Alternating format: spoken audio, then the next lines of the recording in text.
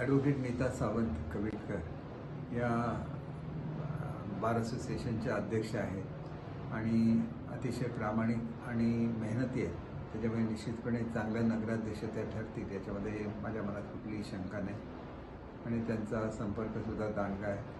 त्यांनी खरं तर आमची ग्रामीण भागातली संघटना अतिशय चांगली बांधलेली आहे. त्याच्यामुळे आमच्या महिला जिल्हाध्यक्षसुद्धा त्या आहेत. एक सर्वसामान्य कुटुंबामध्ये त्यांचा जन्म झालेला आहे.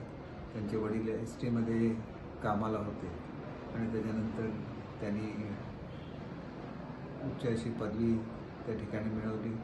त्यांची कुटुंबातले सर्व लोक ही चांगलं शिक्षण त्यांनी घेतलेलं आहे.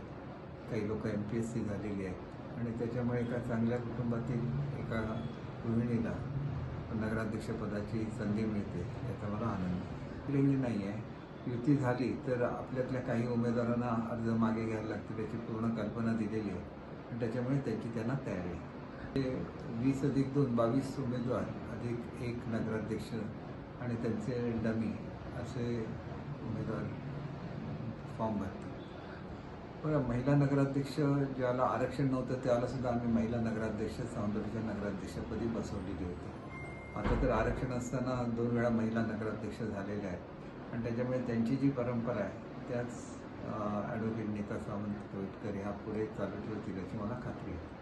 हे लोकांचं प्रेम आहे. लोकांचं प्रेम त्यांनी 4 वेळा मला आमदार म्हणून निवडून दिलेलं आहे आणि तेच प्रेम या निवडणुकीत ते दाखवतील याची मला खात्री आहे.